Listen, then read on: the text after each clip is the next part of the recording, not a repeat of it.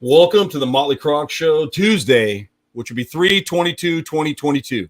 So it's another row of twos on another row of twos. Anyways, good to see everybody. Tonight we'll be talking about the Ma Barker house. I've got Jimmy backstage who's getting ready to jump on. I've got Joe backstage who's getting ready to jump on. So we got Joe here and Jimmy. What's up, Jimmy? Joe, how you doing? What's going on? What's going on, guys? So yeah, we're waiting on Brittany will pop in sooner or later, but yeah, we're gonna talk about the Ma Barker house and some of the cool stuff. If it ain't the man of the hour, Dan's talking to, and he's talking about you, Joe. You're the man of the hour. He's probably gonna be rude and say no because he doesn't know how to be cool like that, but that's okay, Daniel. I got you. But yeah, we'll talk about the Ma Barker house. It was a really neat time. Jimmy and Sarah had a connection out there. Some great people, good friends of theirs, and we got to go in there and see some stuff. And I mean, there were hanger beatings. There were just so many good things, and I'm really excited about talking about it. Yeah, go ahead. Hey, I just sent a ton of stuff to Brittany. A lot of cool stuff. Wait till you hear, Troy, when you and I were walking out of Ma's bedroom. Do you remember when you showed me the photo of that naked woman sitting on the desk? I sure do. Well, right after that, when I called her that name and you chuckled, and then, we were walking out, it said a word as we were walking out, and it said it's her. And it is awesome. It is clear as day, and it sounds like a woman or a younger voice, but clear as day, though, man. It's awesome. I'm excited to look at that. Howdy, guys. What's up? Corey, what's going on? Matt Cutshaw. Hey, buddy. Yeah, so it was interesting about that when you hear, like, everybody's automatically thinking naked woman, like, vulgarity, but it looked like a very intimate photo that was taken a very long time ago on a beach, and there wasn't really anything showing. It was just very, I don't know, maybe they were just having a nice time in their life. We're so weird about having a nice time or taking pictures of our other significant other, whatever, that we just act weird. But at the end of the day, I'd like to hear that. So I didn't hear anything at that time. I do know that when I first got there was a lady by the name of Kate that kept coming in and out. And she took a really, really good liking to Joe. Like, she really liked Joe. And I thought that was a really cool thing. And so we did post some of it live. So if you go on to the YouTube channel, there was some of it there. And I kind of explained a little bit. But remember, guys, it was super dark in that house. And so trying to get everything on footage all the time is really tough without really, really true infrared lights. So we're going to start working with some infrared. I want Jimmy to get too, infrared. Our service sucked. Our service was terrible in that house. So that was for you guys. Mine was actually really good. I don't want to be like a piece of shit, but I had really good service there. And I went back and watched the whole clip that I did on the YouTube and what I did on the Motley Croc page. So if you look on Facebook, the Motley Croc, I've got on that too. And just so you know, it went all the way through clear as day. So we got that through. Really? Jimmy was getting interference, and it was erasing his stuff. Bumblebee Tuna, what's up? Oh, shit. Hey, guys. Hello. So, so with that being said, when we were going through some really neat stuff, I mean, a gentleman by the name of Lloyd was there, and he seemed a little bit agitated at one of the people's questions. Jacob had a question, and I think he just irritated him a little bit. But just not, I think that there's a lot of weird stuff going through that house, and I'll touch on some of those other points. What I was explaining to Sarah when I was there too, and just to see if we can make sense about why maybe some people experience different things than others, and it's a really big thing. Brittany, I hear you got some stuff. I don't hear you. Can anybody hear Brittany? No. Can you hear me now? Fix it. Yeah. There we go. Forgot to turn the button on. I made sure everything else was sunk. I didn't know if you have. Do you have your? Are you using your microphone? Yes, it's right here. This beautiful Yeti. Let me show everyone. Put it by your mouth. Let me say go. Anyways, because sometimes it'll jump back and forth to your AirPod, and then the sound sounds different. I want people to hear somewhat fun. But Jimmy said he sent you some stuff that I didn't get to hear. Is it good? Oh, it's great. We have a Class A EVP, like what's considered a Class A. Like that's pretty neat. Cool. For anybody who believes or doesn't believe, it's really still cool to really go out there and look for something. It's kind of like looking for Loch Ness or whatever. Just for some people, we're pretty clear. Sarah said that voice is my favorite thing we got. Well, I haven't heard it like on a sound equipment thing like you guys had. I mean, send it to him because he could probably play it through the mic, so the audience can actually hear it. Yeah, just that clip. Yeah, whatever. Send it to my cell phone and I'll run it through the sound and I'll hold it up to the mic and see if we can do that for that, guys. That'd be kind of cool. So a lot of us. Are you sending it, Brittany? You want me to send it? Oh, I'll send it. Yeah, just send it. Make sure it goes to my cell phone. Dealing with this is, I think it's going to get greater, and I have some really cool stuff. So Joe was talking to one of his people today, and they gave him an address to a place in Tampa that has been sold, been unsold, and sold and unsold, and there's a horrible story with the house. So I kind of want to,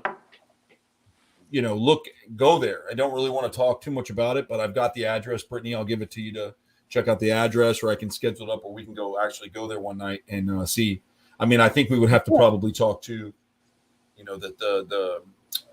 the police and stuff to make sure they knew we were going to go in there and do something. So, yeah, as long as you give them a heads up and you just explain we're a paranormal team, this is what we do. We're going in for a couple hours. Sometimes, believe it or not, like they're into it too, and they'll be like, "Well, can we stop by and see how you guys do it? Would that be okay?" And it's fun. Yeah, and that's great, and that's really good. Yeah. I just don't know if the house is up for sale right now. How it is. It's hard to sell something. Okay, it is up for sale. Yeah. So I told Joe today we should just buy it. I would live in a house like that, or we could do something really cool with it, right, Joe? I mean, you could. Yeah.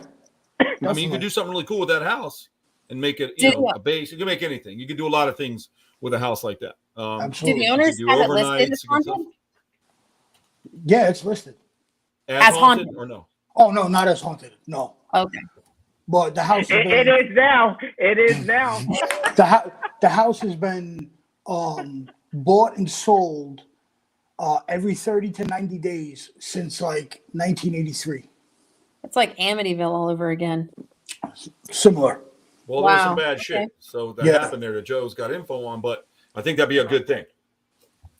Yeah. So I know that, I don't like to know a lot. I know a lot of people like to go in and say, hey, I'd like to know about all the history and what you're dealing with. Whatever. I don't like to talk to people like that. I just want to go in there because other things come through, and I'll talk about what I meant by that earlier, which with what you touch on when you do an investigation, what you touch on. And then I'll explain why I have a theory on that. Like I said, it's a theory. I'm not, I know there's a lot of people out there that claim to be, we know what we're doing. We're the best of the best or whatever, but nobody does. You know what I mean? It's the one thing that always makes me upset is like the whole goal and the whole point of paranormal groups and investigators and teams is the effort of just trying to prove the existence of life after ours, right? Like what is this beyond what we're seeing? What's coming through? What's these conversations? What is what? And I am not that person. My opinion is I think we should respect each team, whatever evidence each team pulls, whatever new techniques they try, we implement it, we see what works for us. And then we debate on, well, it doesn't work for us, but I'm glad it's working for you because what works for somebody might not work for somebody else. But we should always be supportive because at the end goal is still to prove there's something out there that's unexplained and we're all seeing it and experiencing it. Like don't attack each other. And that's in every field, but in paranormal, it does seem to get a little crazy at times. And animals. Yeah, it's interesting. And like I said, there's a lot of things that you can't be. And there's it's a touchy situation because some people want to go out and do that or want to talk about stuff. And they'll have like a religious view. It doesn't matter what the religion is. It's just a religious view. And once again, with those types of views, you can actually hinder yourself. And I'm not talking about just believing in something greater or believing in God or, I do this or that, but having an actual hindrance like, well, if you do that, this is what this says and this is what that. Once you close that off and you claim like all that kind of stuff, it's not. You shouldn't be doing it. So I need it for as many messages as I get about what I'm doing.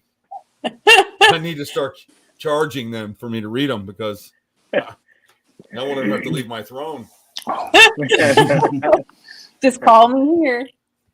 But, at the end of the day, that's what happens. Go ahead. You're right. I mean, you have to walk in with an open mind. Don't go in with a pre-existing mindset of what you think you're going to be up against or what's in there or what you feel, if you have a back religion, that's fine. But you need to know going into this, you just don't know what is in there. You can't go in with it going, oh, I bet it's Grandma Betty. because it may not be. We don't know what we're up against. So don't go in with any type of prejudgment before going in the building, because you could get something completely different than what you were expecting. Well, just like the night we were at that house, we thought that it was, what was it, Lloyd that was messing with Jacob with the clothes hanger, but ended up being Freddie. Correct. Yeah. Freddie, yeah. So, I mean, but the whole time, you know, we were thinking that it was Lloyd, and it ended up not being. So, yeah. Well, and it's really cool too, because Freddie was the youngest. So it almost made sense too, as like a kid to a kid, just like, I'm going to spook him because I can. You know, it did kind of play that way. All right. So I'm looking at this video, so I'm going to try to play it out. I see myself walking, and as I'm walking, I'm trying to. So is this when you were following me, Jimmy? Yeah, I was behind you. We just walked out of Ma's bedroom, and you were walking to the closet, and this voice came over. None of us heard it with our naked ear. The camera picked it up. Well, it would have just been you and me at the time. Yeah, it was just you and I upstairs. That was it. No one else. So you didn't go all transgender and go, it's her. Yeah, exactly. Because I mean, I'm telling you, like, I hear a lot of things, and I did not hear this. So I did not hear this. So I'll try to play it here as loud as I did not hear it. I will try to play it as loud as I could. So, and that's the going, even if Jimmy pretended, I didn't hear that either. So even though he didn't pretend, well, my point is I didn't pick that up. So here, let's see if I can get real close here. Let's see. Sorry. Oh, shit. Okay. Yeah, you can hear it. It's going to go again. Sorry. You hear that? That's really clear. Oh, it's like Class A. It's her. Yeah. Yeah, it's her. Yeah. Hey, for anybody that's listening, though. If that was you, Jimmy, that was a good one. If it was you. Dude, I think we should have people write on the comments what they hear, you know? I mean, we know what we hear or think what we hear, but, you know, what do they hear? You know, that's what I think would be on the culture. I mean, that's as clear as day, though. You can't even make that out. I mean, that's like, or make something out. I mean, it's just like you took a breath and then it just like somebody whispered right in your ear. Like, I heard it right away, Jimmy, because I shot Jimmy text. I'm like, oh, damn, you caught it. So Matt Cutchaw said, when I first moved into my house, I was asleep and something woke me up choking me and there was no one around. See, so I mean, you know, that means people are pushing, sometimes can get through. Like, I'm not telling you that I've never ever had felt any type of weirdness like that. I can recall something that, you know, there's no logical explanation. So I used to stay in this double wide trailer with one of my friends, two of my friends actually, years and years ago, out in Lake County. It was out on the property where Randy Rhoads died for Ozzy Osbourne stuff. Not that this has anything to do with it. And I was in this room, and one of the guys that we lived with was an ex-Vietnam veteran, and he was Native American, but he was also really, really, really into witchcraft. So, like, he was really into it. And there was a lot of times and things that we saw being just there around that was weird, that you just can't explain, especially when two people see it. One time I recall my buddy Stu was standing with me, and we were looking at a bill, like, okay, we need to do this. And I saw this thing fly by on the ground and then up and over the couch. And I didn't say nothing. I didn't. I'm like, oh, maybe I just have something in my eye. And then he's like, don't say you didn't fucking see that. Don't act like you didn't see that. I'm like, I saw it. Okay, I saw it. He goes, looked like a cat. But it did, but it wasn't. We didn't have a cat. And then, you know, you would see more freaky things. And I would sleep in this back room, and there was this mirror in a room that Raven had got from some of his friends. And, you know, I guess the lady who lived there before, she didn't die or anything, but her husband used to beat her up really bad. There was a lot of trauma in that area. And I think mirrors hold some of that stuff sometimes. And I remember being asleep, and then all of a sudden something was laying on top of me, man. And like, I couldn't move, and I felt weird. And could I have been in a twilight dream? Sure. But I couldn't. I got up and took off. And then the third time, it was too pressured. And the third time, my blankets got yanked off the bed. And so I'm like, yeah, I tied like a fishing line or something, you know, but there was nobody up. There was nobody up. So I still can't explain that one. So I think everybody has those types of experiences, and then they either try to chalk it off as a dream or try to be conscious with it. I would think. Well, when you wake up, your conscious mind kicks in and you try to debunk it, saying like, nah, it was just, this could have happened, or I could have done that, or I twisted it too tight on my foot when I was sleeping. And Sure. you immediately try to do that, but that's why it happens when we're the most vulnerable like that. Honestly, when you're sleeping, I think you're more open because you're not thinking, "Oh, that's not real" or whatever. Right. Sometimes people go through interesting times. So something happened today. I was riding around with Joe, and I was telling him, I'm like, "Yo, I'm going to get me a mob car. I'm going to get me the Flex." And he said, "Oh, it's more like a hearse." I said, "Cool. I'll fucking, do that." But everybody goes through their hard times, up and down. Well, we come up at a stoplight and we're behind this Ford Flex. Right? And then right on the sticker, it said, "Don't lose focus." That's all it said. So I said, "Look at that, Joe. It's on the car I like. Look at that sticker, man. We're supposed to be right here." So you're supposed to be at a certain time. Like when you start to follow that and you try not to chalk it off as coincidence all the time, and you follow that, that means you're starting to see signs on your path of where you should be. And I think too many people overlook that because you find yourself wanting something so bad. And I see it in the animal world. I see a lot of the young guys coming up. They want something so bad that they want to go through it so hard and fast to get to the goal that they lose a lot of sight of where they should be. And then they get on the wrong finger because there's so many trails that go off into the world. And I think if you push it like that and you don't listen, and things will speak to you, like you'll hear things, or you'll get a common group of people that say one thing about something, and then you'll find a two or three or push. You'll begin to see these street signs, as I call them. And I think today, Joe, that was a street sign. I think that was just something that should have been there. I agree. Part of the, the thing. So, and yep. And I think, and Jimmy's aware, and I just think that what we all do, you're going to catch flack for. And a lot of people don't even know me or what I do or what my business or this show or any of my branding is even about. And there's so much folklore about it that it's, it's great. It's great to me. And I think that it's, I thank you guys for looking that deep into it and causing a kind of a buzz because your guys are giving me some ideas. I mean, I've got some I was telling Joe earlier, I got a really good idea off something he said to me from somebody. And I now have a really good idea. So I want to thank them for doing it. I mean, I'm serious. Yeah, because sometimes you're just being a shit and you think you're funny. You just got to be careful. So you got to push that next person ahead. I'm just saying. So all you secret watchers, we're watching too. There's a lot of people that put a lot of judgment out in the paranormal space of like they don't understand it, they don't really know much about it. So the moment you start even talking about it, it seems so like we don't talk about that. That's of the devil or whatever. Right. It's like, no, it's not. That has nothing to do with it at all. Actually, like you'll actually find more people if you lightly bring it up in a group. More people once it gets brought up, and one other person will all of a sudden be like, well, actually, can I say something now that you mentioned that? I did have this experience when I was like 9 or whatever, random. Then all of a sudden everybody's like, oh, I'm in a safe space. I can talk about my experience. And then all of a sudden it's like a chain reaction. It's like everybody feels so bad that they can't talk about it. Like they're going to be judged, but it's so normal. Like who cares? Everybody's had an experience at some point you can't explain. Just talk about it. Who cares? Yeah, you should. Right. And I think people, there's going to be a lot of people that try to put you down, bullshit, or whatever. But look at the people who do that. Most of the time, look at their life. I mean, just look at it. And that'll tell you right there, I go through a lot of trials and tribulations like any one of us here. Maybe not Brittany, but the other three. We go through trials and tribulations. And I'm just kidding, Brittany. We go through trials and tribulations, but at the end of the day, I sit back and sometimes I get mad and I want to burn my house down and shit. I do. I'm like, fuck this. I got to do something else. There's times I get like that.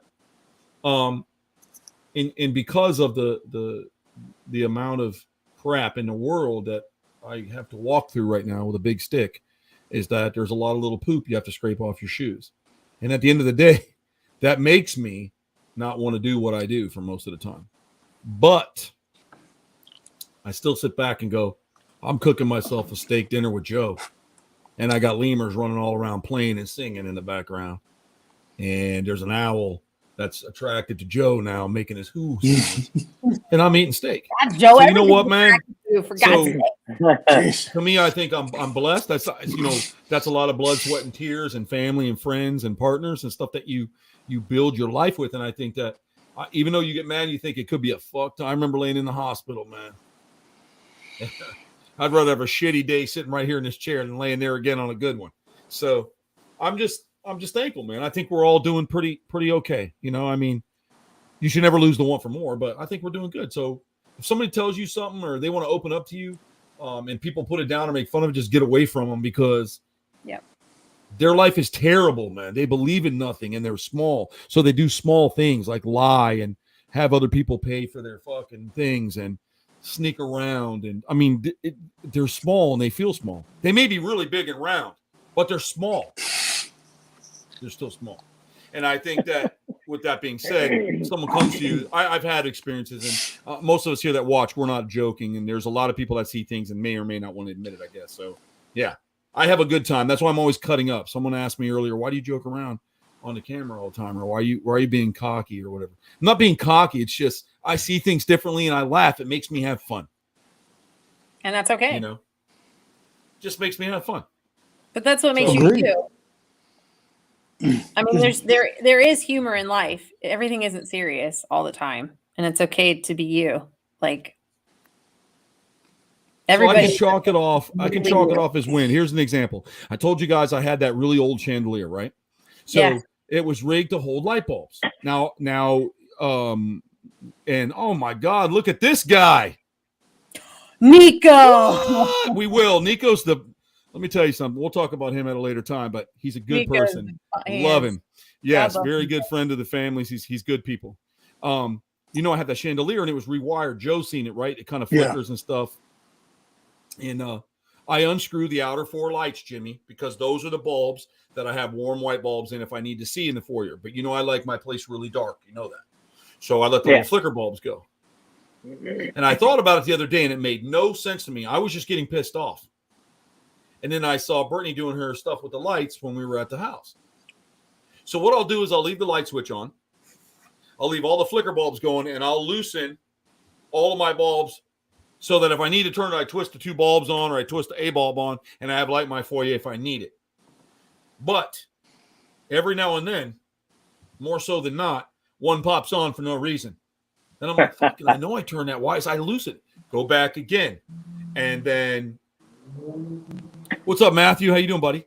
And then I'll turn it off and I'll be like, man, fuck this light, and then I start shaking, it doesn't work. And I'll go to the kitchen, I'll come back on, the lights on again. So maybe I shouldn't chalk it off as a simple, even though I was doing that, like chalking up. Maybe I shouldn't. Maybe there's something going on. So that's my weird story of the night with that one. But you know what I mean? Like that light comes on. I would try it to see if it comes on when you ask. Because it might be trying to get your attention. Like you keep trying to turn it off and it's turning itself back on to say, if I ask and it doesn't do it, then I'm going to be really upset about that. I'm going to rip it out of the wall. I'm just kidding. I'm just joking. That's so the fun thing about the flashlights, right? And I know you're busting my chops. Like, where's your little clicker? Be right, No, I was doing that just because we were on the air and people. It was funny. I know. Go ahead, man. Go ahead. But it it's legit the dollar.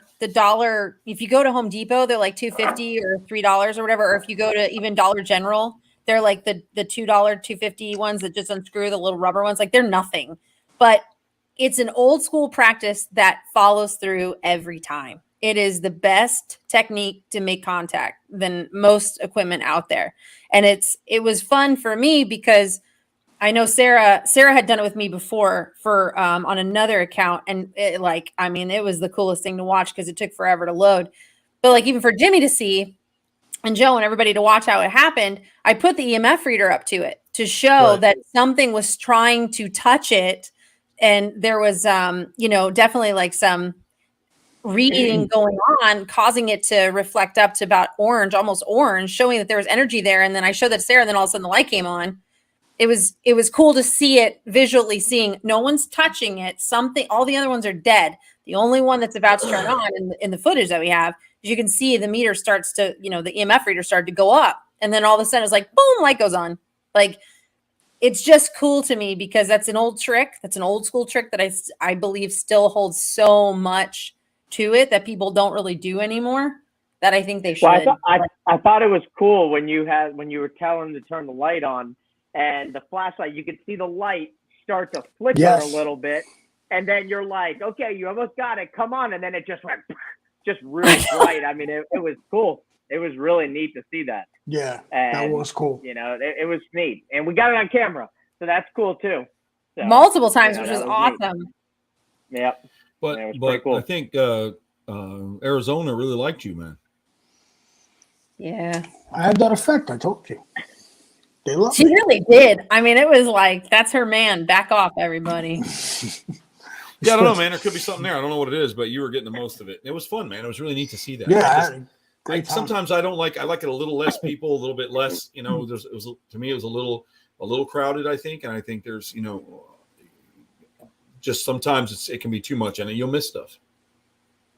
That's why I think ghost tours. There isn't a whole lot on ghost tours most of the time. Yeah, That's why ghost tours are mostly like historical. Like, oh, you're going to learn a bunch of really cool facts with somebody dressed up, and maybe you'll have an experience. But it's not really like. Because I would be bored if you came to my house 365 days a year. I'm not even getting out of bed anymore. I'm just going to look out the blinds and go, that's just them bringing their tour by again. Fuck them. In the beginning, I'm going to be like kicking people and biting their neck and shit. But by the end of it, I'm not going to get up anymore, unless things change up a little bit, But think about it. No, it's a hard thing to take in. It's a hard thing to believe in. I mean, it is.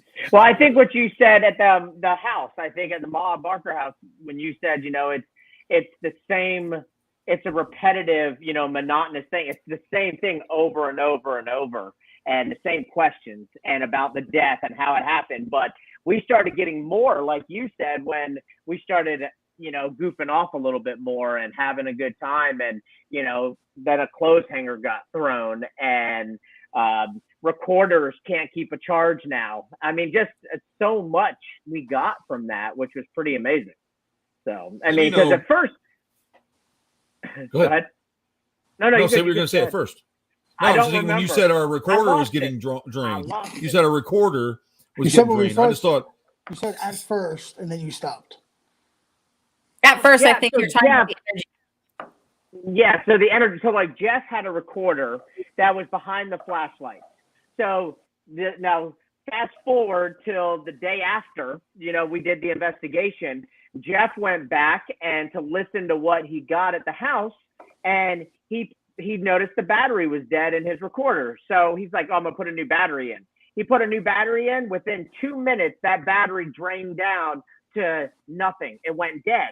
He took it out and put another battery in. Within 2 minutes, that battery is dead. And they were Dollar Tree batteries, right? No, and these are good batteries, and he cannot listen to what he got that night. It won't let him. And I think that's what I was going to say to you. When you said that, like my phone. Power, they're using that. I think using that power to come through, I think sometimes. I do. I think that's why it drains so quick. Yeah. Because if you could tap into that, Jimmy, exactly. I lost 3-4 videos. Yeah. I lost 3-4 videos. I don't have them. They don't exist on my phone. And I know for a fact that I filmed them. Filmed those few things, and I don't have them. What's that? And they were all of me. Yeah, most of them were with you. And then I had, I'm trying to remember another one too. I lost them. They're not there. So it's crazy. I know the whole one where you were doing those little sticks or whatever that you were holding, Joe. I got that's up on the Motley Croc because I ran most of that up until a little bit towards the end live, but I know Jimmy lost a lot of that. Yeah, Jimmy lost that whole part with me. Do you want to know something? Yeah. So the live that I did for WTF, you know how you can save it so people can watch it later? It's gone. It's deleted. It was completely deleted when I ended the session. It didn't save to post to WTF. So it's not it didn't save. Do you think that could have been their service though? Because we're having issues with service. Do you think that could be? No, because it asked me to save. I hit save. Yeah, but you might have hit it, or he's talking about sometimes the service will not allow you to upload it. Maybe I could have kicked it, but at the same time, your phone crashed. Was the same time my phone started having issues because I turned to who was next to me, and I was filming Joe, and all of a sudden it went black. The whole screen on my phone went black, and then up in the top corner, the sound flickered on and off, on and off, on and off, on and off, and it wouldn't sync back to filming. And I was like, my phone, what is going on with my phone? And then the next minute, Jimmy's like, my whole phone's dead. Everything's gone. It's just stopped. And I'm like, what the fuck is going on? But our millimeter though was like up to like 90.2 at that time, like the red. It was so high, and then all of a sudden we had all these problems with our devices. Well, shit, between Troy and Joe, between Troy and Joe with that. What was the meter called? The thing that was like going nuts. EMF reader. The EMF reader. That thing wouldn't stop with Troy and Joe. That thing. As soon as Troy walked away, so did Kate. And then as soon as Troy walked back next to Joe, Kate was back. It was nuts. It was very cool. Both of them. Yeah, it was weird. Even the one Joe was holding.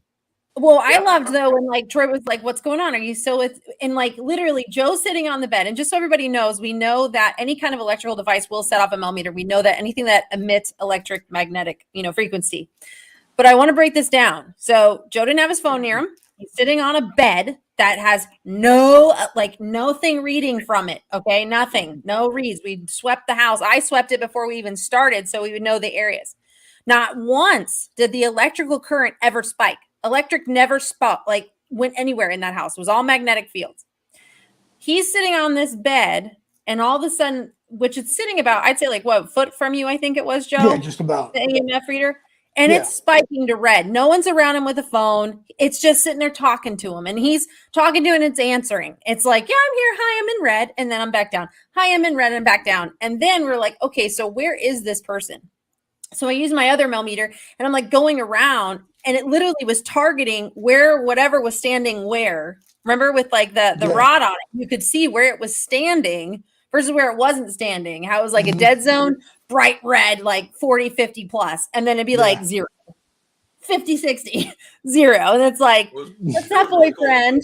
It was amazing. Like those are the devices you have to have just to show there's something frequency going on around this person. I love those devices for that reason, because if someone's sitting there going, guys, I'm feeling really cold or I'm feeling off, and that reader's going off, it's telling you what you're feeling is something happening around you. And it's just validating that for people that may not have that same ability. It's just really cool.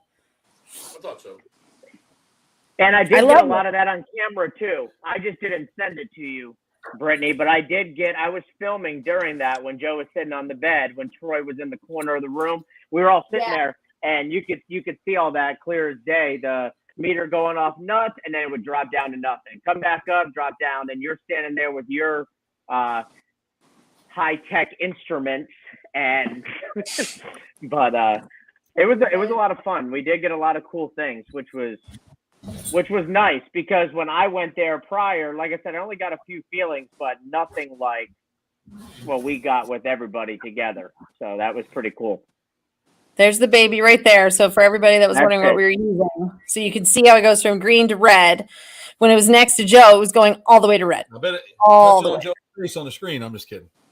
I wonder. Yeah, there'll be too much electrical current. It would go off like crazy, and you'd also hear a really high. You'd probably hear like a high, like ringing in the mics. But then the other one too, so everybody knows how that one works and how that looks. How it was spiking was this one as well. So when you have it on, like a campfire lighter. It does, but it's not. It's actually I love this EMF reader. It reads so nicely, like all the time. But it'll go from green to yellow to red. So kind of like when you're driving a car, stop sign. But his was on red all night long with these two. And it wasn't their phone. They did not have their phone next to them. It was honestly just around them about a foot.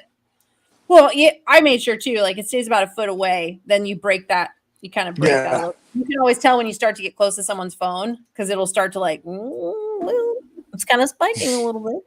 Yeah, it was really cool. It was something that did happen which I thought was really weird in the very beginning, Jimmy. I like to go kind of clear my head, and it was like a country song video when we pulled up. There was a whole bunch of people there, like, oh yeah, it's like pickup trucks, you know what I mean? So I'm like, okay, I gotta get in I've got to get away, I got to get in my mood, and I've got to be a little more clear. So I walked away and I'm like, okay, I'm gonna put my Bluetooth speakers in my ears, I'll play a little music, and I'll just try to get my mind clean.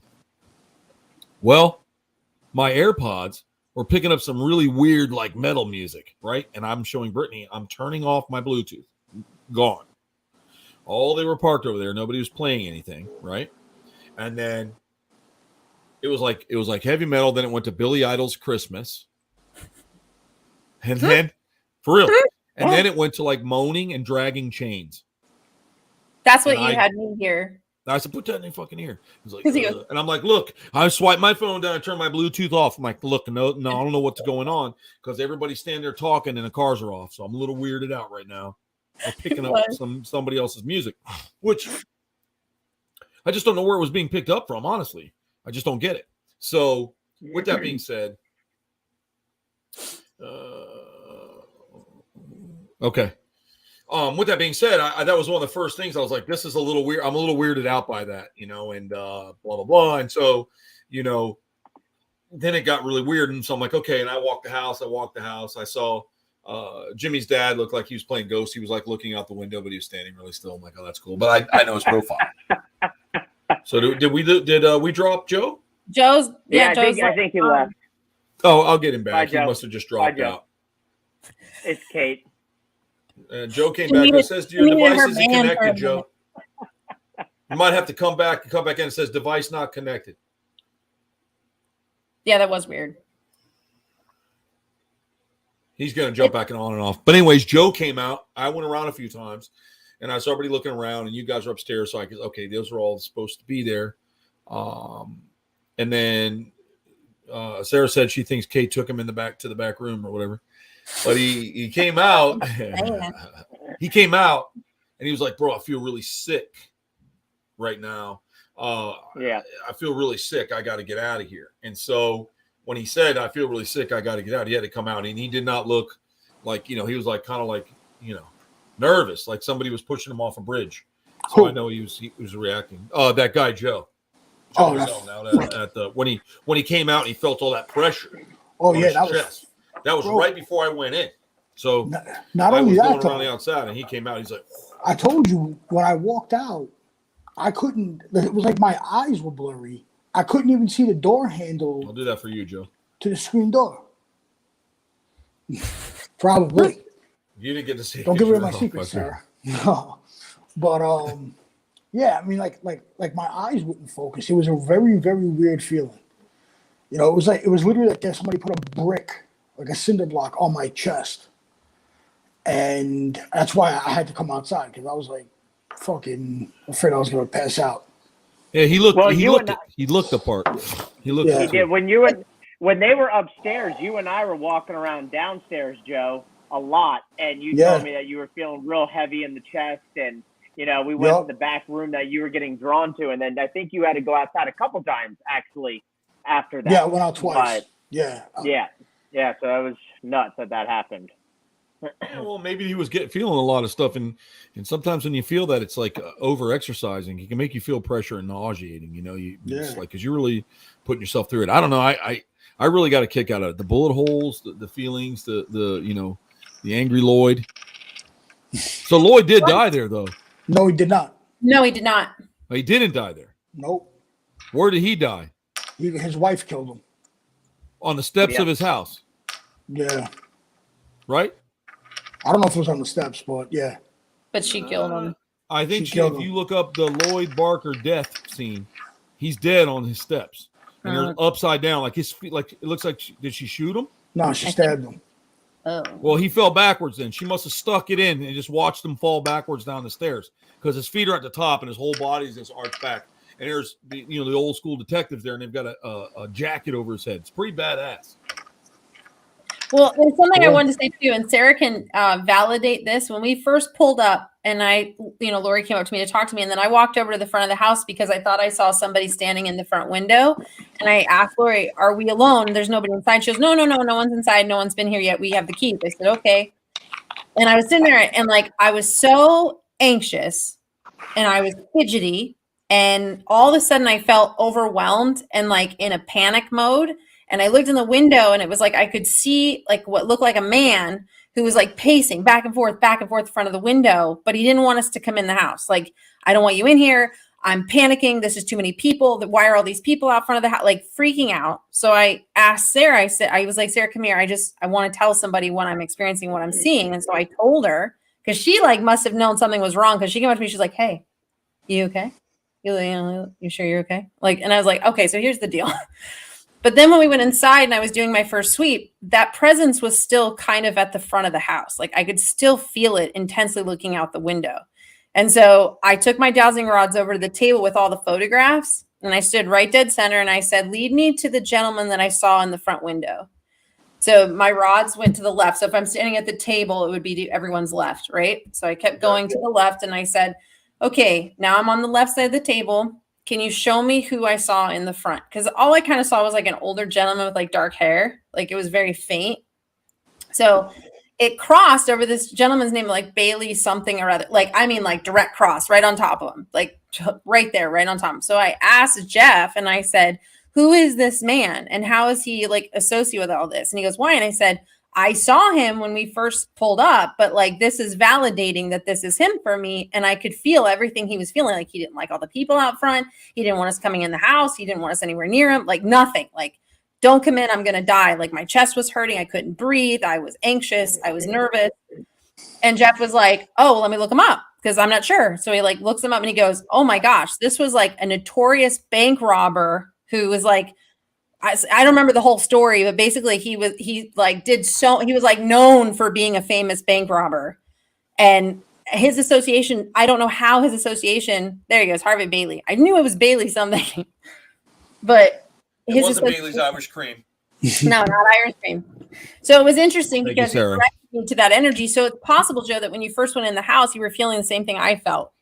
Like that presence, that person, because then Jeff told me that the gentleman that showed up first to be like, oh, cool, you guys are doing an investigation, we'll watch later. He was an ex-sheriff.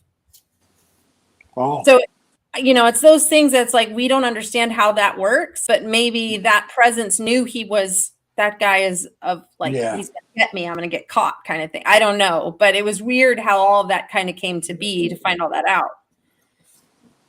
It was weird. And I just think that those cops were, those FBI agents, I think, made up some bullshit too. Not only were they like nasty, they were also racist. So you got to remember that. And I mean, they sent a guy in there because they didn't want to get shot up, and they picked a gentleman to go in there. And so, who was that gentleman, Joe? Willie Woodbury. Willie. Yeah. Yep. What was he? Their butler and their he was an African American gentleman, but and that's why they sent him in there back then. Yeah, like don't send any of our guys. He was like we would consider like the maintenance guy for the actual owner of the house. Okay. So he did all like the handyman shit around the house for the owner, the guy who actually owned the house. Okay. So they sent him in first to make sure that they were actually dead. Yeah, because if he got shot up, then it wouldn't matter. Yeah, exactly. Feds, I tell you. Fuck them. It's not a kid show. Once again, this is not a kid show, and the views of our guests and our speakers should not be. It's just interesting because I don't believe that she died sitting the way that they have her so perfectly posed in her photograph either. Like that wasn't accurate. Hold on, Sarah wrote the Bible here. Well, Jimmy has footage of Joe that he sent to Brittany, and you can tell in Joe's eyes that he was feeling something. Like his eyes are a little buggy, and he looks like he's really confused. That's right, Sarah. You know what? That's exactly when he came outside, how he felt. Like he was like just, whoa. Yep. That's what I mean. He didn't look to me like you were faking it. You know, I thought, oh, if he comes out, he's messing with me. Oh, I'm kidding, man. I'm kidding. But you weren't. You were like legit. And I was like, I can tell he's upset, a little sick. But I've seen that before. I don't really get sick, but some people do. I didn't get sick yet.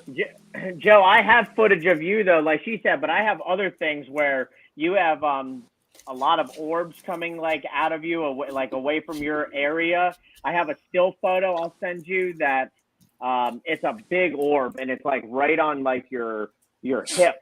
And I just took the photo because it went by so quick. But that's when... Remember when I asked you when we were in the room where the bodies were supposedly found? I asked you if you felt anything to your left because I thought I saw an orb go over you. This orb is like massive, dude. It's huge. The one that was down by his hip, was it round? Or like an apparition? Yeah. Was it round or an apparition? It was round. It was a round orb. What's that? I said that's a Tommy gun. There's a clip of Troy though, which I found really fascinating. You have like the normal, regular, like you don't pay attention to. The ones you have to look for, the pulsing, and the ones that have non-normal movement of what would be movement of like dust or particles or a bug. And there's one when Troy's talking, you can watch it, like comes up around and pulses, comes back around, comes to him, and then leaves again. Like it has its own looking at him and then kind of going away. And then when he was going jellyfish. Kind of, but they pulse. It's like a pulsating light. It has its own frequency that it's working off of versus like the dust that you'll see doing all this. And then all of a sudden there's these ones that like pop in and they'll look at you and then they move away. Like those are the ones you got to focus on. Like the one in the chest, when Troy's starting to go through things, this pulsating light starts coming in and it goes around his hands and around the papers that he was looking through. And then it fades away. I was like, oh, that orb was so noticeable. It wasn't even funny on camera. Like you don't see it with your naked eye, but and then there was another one when downstairs Jeff was sitting on the couch. It came from Jeff's face. Did you see that? It came from like his face and came around and I think went past John and up like the stairs. Yep, it had its. I was like, oh, I'm not showing this to John. He'll be freaked out. But it does. It like comes around and then it like shoots around John's shoulder slightly, comes up and goes up the stairs. Yep. It was like, who's upstairs? What's going on? It like followed. Like a mosquito. No, you can tell. They move like a mosquito, though. They're like. Oh, yeah. It's weird. Like controlled movement. Yeah, like I mean, there's I've had footage where like it'll stop and like look at you in the face and then it like drifts away. I mean, it's just so bizarre how they work versus like dust and like stupid stuff you pick up or bugs. So in the room, this is funny. It's purely coincidental, and I don't know if George remembers or not, but I was up by myself upstairs, and then George had come up and he was walking around. You know, he's just like. Looking around, I come out of the one room and he's like, "Oh, did you see anything yet?" I'm like, "No, not yet." So I go into the room where the hangers were, where Jimmy felt weird. When I said, "Oh, get in there," and there's this slow ghost there. He's like slow. He's just slow. I don't know how to explain it. Like a person would be a little slow. He was a little bit of a slower ghost, even though he was a little bit older. What's up, Jeff? How you doing, buddy? When he was a little bit older, he was still kind of like slow, like a kid almost. And so I remember getting a little bit of a feeling of what I think I was seeing, and it looked like, hey, come in here, you know, whatever. Like he hiding in the closet or whatever. And so I'm like, I'm not getting in that closet, man. It's too small. I just said that to him, right? At that time, I see George. He's coming up to the doorway, right? And he looks in the doorway and he sees me talking, and he just turned around and left. So I thought, he's like, this motherfucker's on mushrooms or something. And he just went down the line. He was just gone. I look back and he was already gone. And I mean, or he was just leaving me alone. But I'm like, I'm not getting in that closet, man. So it's a little tight. And I seen him in the doorway and he was just like this. And then he went off. I just kind of noticed him. I could just see his silhouette and he just kind of nodded and left. I mean, I didn't see his face or anything, but it was just funny. Because I'm like, he's like, well, I'm you know, it's funny you say that. Sucked into the vertigo. Oh, you froze. Freddie wasn't he handicapped a little bit, or wasn't he? Freddie was a little slower. They said, like according to documentary. Yeah, he was. I thought he was right. He was a little slower. Yeah, he was. So you might have been. Yeah, I'll do that so people won't see that. The one that threw the hanger. We come to find out. Yeah. And he was the one in the closet. So that's probably he might have been. He might have been the one that did that. Yeah. Little weirdo. I think. Sorry if you're listening. If you guys got definitely post these pictures and / videos on the WTF and Motley Croc so we can enjoy them and see we aren't full of shit. I'll put up for them to enjoy. If people think we're full of shit, well, that's up to them. But we did capture a lot of great stuff. We I have a question though. I don't really care because it's like, you know what? If you're the only person in the room enjoying yourself and everybody else's life sucks, you don't give a fuck about telling them how good your time was because I really don't care. So when I go in there, I'm having fun anyways because there's so much going on to me. And I'm really all right, stop laughing, get moving. And I'm trying to get over so I start to sway. I want to get over and get into that other realm again. And it's tough, but that's why I'm cracking jokes. That's why I was telling Marissa, I'm always joking because it's funny because I'm lightening it up, but there's so much going on. There's so many people in the room for me. It's just weird.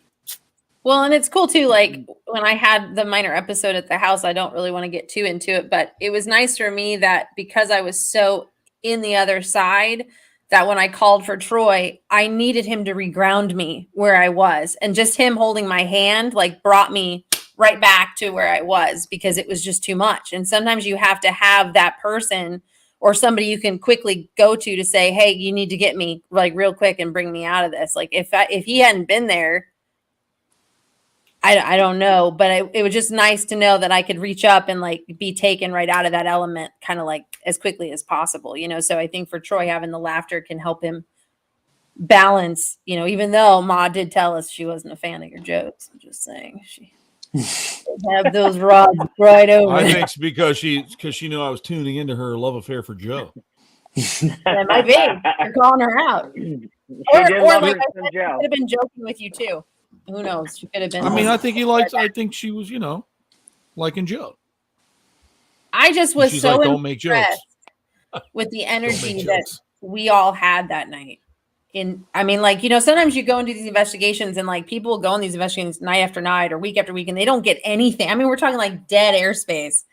But when you have like a good team of openness that go in with the open mind of knowing we're here to catch something or we're here to make contact in some way, it's like you pre-open your senses and your mind. And it just was so nice that all of us had an experience. All of us felt stuff. All of us saw things that we can't explain. And we don't get that every time. I mean, the last investigation we did, we had the same kind of responses. So I think it's great that we're continuing to get, freaking Class A EVPs and full body apparitions and voices and orbs and converse. It's just an on cue responses with the devices and with the flashlights. Like I was standing next to Joe, which is probably your girlfriend, but I was sitting there and I was next to the flashlight, and it's a shame we lost the footage because I was filming that, and I literally felt like I was gonna vomit everywhere, all over that bed, and that damn flashlight turned right on right after I said, "Guys, I don't feel good. I feel really sick." And I was right next to Joe. Oh, yeah. Yeah. That you can't, it was crazy. I couldn't have planned that even to be like, oh, magically, come on right now. Perfect timing. Like, it's just crazy to me. Like, that's the stuff you live for in this. You really do. So to see it so like boom, boom, boom, and constant, like just, it was crazy. It was great. Like I said to Troy, I'm like, we were closing up for Joe's session and I was like, there's a freaking person in the hallway. I'm looking at like a tall man standing in the hallway, like a big tall man. I was like, Troy, there's a figure in the hallway. And Troy's like on the bed. He's like, well, I didn't see you. Close the door, open the door. And he's like, yeah, okay, hold on. So he gets up and I was like, he's right there. Like he's right there. And Troy's like, oh yeah, it's Lloyd.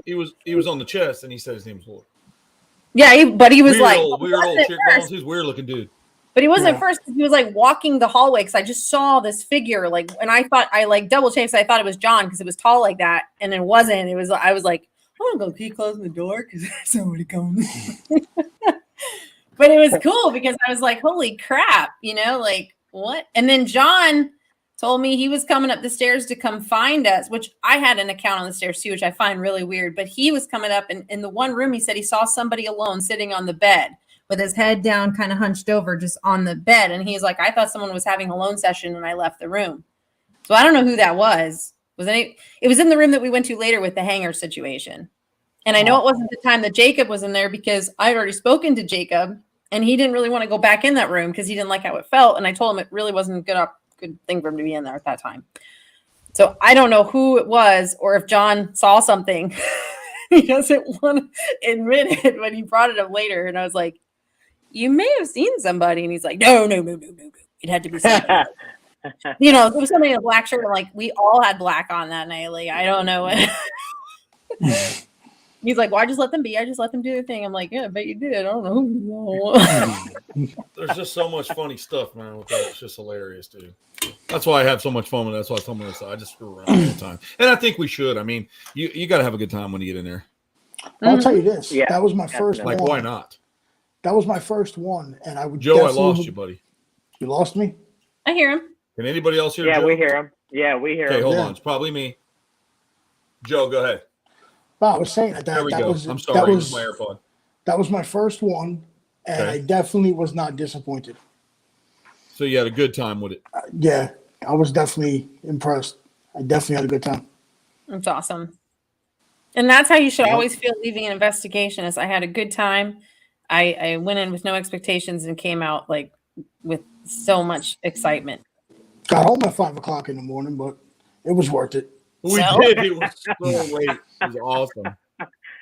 Yeah, we were right at like 4:45. Yeah, 4:45 we got there. You sent me a message, Troy, at 4:50 in the morning. So that's how I knew you guys made it home. It's awesome. I told you, I'm like, bro. But thankfully, I got to stay at Croc Star hotels. So, it's like, what do you mean? listen. Okay. I'm sure the two of you have stayed there before. But when somebody's like, oh, you can stay in the guest room, right? You're expecting like a bed, maybe a TV or whatever, right? This motherfucker has coffee machines. What coffee? Refrigerator, microwave. I was like, holy fucking shit. There's like a towel hanging for me, ready to fucking go. I was like, holy shit. Like, this motherfucker really does big over here. It's luxury. It takes care of you. I was like, damn, I don't know if I want to leave. Hey, then you look out the back window and you got the tropical resort with the exotic animals and shit. And the pool. I'm like, fuck. You got amazing tree house that Troy built during the pandemic. I freaking love that house, for the record. Like, that is the coolest thing that he put together and built by hand. Like, I love that. When I came down, I was bored. So Katie and I were home and we didn't have shit to do. So we've potted all the potted plants. We've cleaned all the stuff. We've painted. I mean, you're home like 70 days, 80 days. Yep. So she's like, well, I can go to the grocery store, get some food and stuff or whatever. So I'm like, man, we have all this junk wood behind the shed. So I'm like starting to build it, and I saw her come out looking like, yeah, no, this is probably going to look like not so good or whatever, because when you start, it looks like shit. It's like a piece of wood, and then there's like a deck and a piece of a level deck I got from my neighbor. And so I'm like, oh, well. So the only thing I ended up buying for that, which it really turned out to be good. It really did. The way it came out, it was like Swiss Family Robinson, and we spent a lot of time in there, and and then it just so cool. You put all the plants around it, and then it was like, now it looks like we're in a tree village, But so cool. I was so stoned, Joe, when I did that. I don't even remember really doing it. But the only thing I bought was I went down to Home Depot and I bought the corrugated plastic to make a top. And I just thought, well, I'll do it high here. That way the water will always run off if I go far enough out. And it did. It's basically, with the exception of humidity, it stays dry in there. Favorite feature though, nighttime. You got like all the animal sounds, the birds, all this tropical vibe, and then it's like there's a window out the back with this little sheer, and you like move it. It's like, oh, there's the crocs. There they are. It's like you have this whole the alligators are. Or the gators. I thought it was the croc. But anyway, so you have like this little area that's got these little eyes and heads like all up out of the water. Like it's like you're not even in this, like, where the hell are you? It's like, it's so cool. She's talking about investigations, by the way, not the house. And, Jason said he didn't mention he's live streaming. Who didn't mention me? He's live streaming that room. What? From the house, because Jason was talking to us while we were there that night, late at night. He was talking to Jason, asking all the questions. He was, and he actually got to the point to where we found out, which is a shame that they moved the house, right? Because I'd like to go to the actual property, because Jason asked all the question that got us to find out that she did put something in the yard.